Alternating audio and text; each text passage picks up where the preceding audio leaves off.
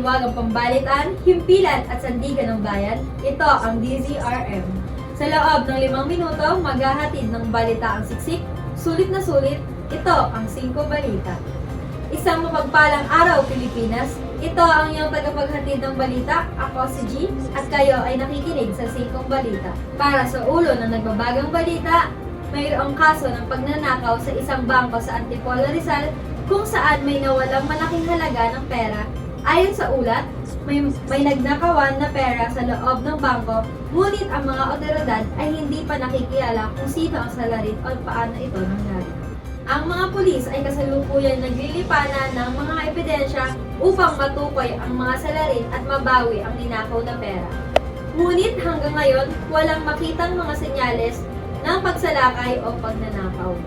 Ang mga otoridad ay nananawagan sa mga testigo na magbigay ng impormasyon tungkol sa insidente. Ang investigasyon ay patuloy na sinasagawa upang malutasan ang problema sa pagkawala ng pera. Ito ang inyong tagahatid ng balita. Ako si G at kayo ay nakikinig ng 5 balita.